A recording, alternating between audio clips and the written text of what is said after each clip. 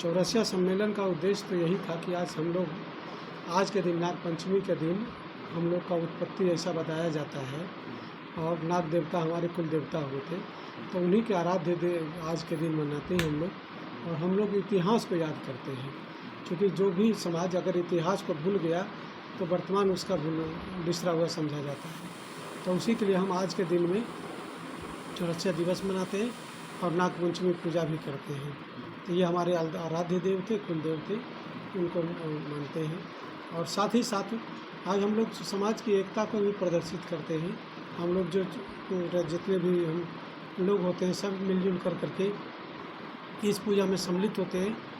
और कुछ हम अपनी बातों को सरकार के पास भी कहते हैं, समाज के पास भी कहते हैं, कुछ जो त्रुटियां रहती हैं उसको दूर करते हैं, कुछ अच्छाइयाँ रहती हैं उसको बताते हैं। यह जो मंच होता है वह पूर्णतः सामाजिक मंच होता है और समाज के बारे में सोचते हैं।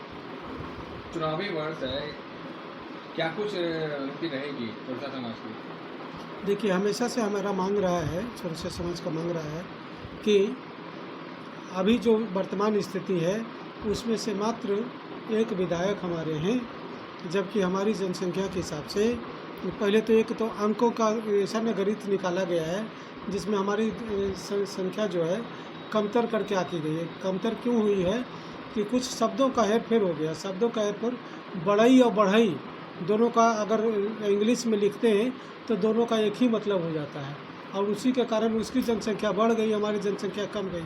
वस्तुतः हम लोग 1.2% हैं जो हमने सर्वे करा लिया पूरे बिहार का। तो सर्वे कराने में जो मिला है उसमें 1.2 जो आबादी हमारी है। इसके हिसाब से अगर कम से कम तो हमें 4 सीट की आवश्यकता होती, 4 सीट हमको मिलना चाहिए स्वाभाविक रूप से। ऐसे अगर वैसे के हिसाब से देखें तो हमारी सीटों की संख्या और बढ़ सकती है, लेकिन अगर हम अगर जाति के हिसाब से देखें तो कम से कम 4 सीटें देना चाहिए। तो हम सरकार से यही मांग करेंगे कि कम से कम हमारे समाज को 4 व्यक्तियों को आपको टिकट देना चाहिए, और ये हमारा अधिकार भी है, क्योंकि हम हमेशा जैसे जो कहा भी जाता है कि वैश्य वर्ग हमेशा एनडीए के साथ रहा है, तो एनडीए पर ये हमारा उधार है कि वो हमारा ऋण को चुकता करे।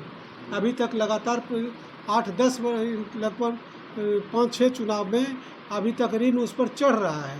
पता नहीं कब हमारे ऋण को चुकता करेगा भगवान मालिक। खास करके जदयू को तो मैं और भी आगाह करना चाहता हूँ कि आपके साथ हमेशा रहा है, इस्लामपुर रहा है, यहाँ रहा है, बख्तियारपुर रहा है, जहाँ भी आप दिए हैं वहाँ आपके साथ रहा है, चौरसिया वर्ग रहा है, और जहाँ भी है चौरसिया वर्ग आपके साथ है। आप इसके साथ न्याय नहीं कर रहे, आप अन्याय कर रहे हैं, इसको न्याय कीजिए, और अभी ही समय है, अभी न्याय कीजिएगा तो शायद हम लोग, हमारा वर्ग आपको फिर से कृत्य करेगा, ऐसा मैं मानता हूँ। अगर आपका उधार चुकता नहीं किया जाता है और विपक्ष के लोग अगर इसको चुकता करते तो क्या विपक्ष साथ जाएंगे? नहीं, देखिए, हम तो मांग रखेंगे ना, मांग रखेंगे। अगर नहीं करेगा तब फिर हम नेगेटिव में नहीं जाएंगे, हम पहले पॉजिटिव बात करेंगे। हम अपनी बात को, अपने हक को मांगते हैं, अगर नहीं देंगे तब उसकी दूसरी प्रक्रिया होगी। लेकिन अभी हम ये नहीं कह सकते हैं कि वो क्या करेगा। उस दल से भी मांग है कि अगर आप हमारे दल को सम्मानित करते हैं तो हमारे दल के लोग भी सोचें, हमारे समाज के भी लोग सोचेंगे आपके प्रति। धन्यवाद।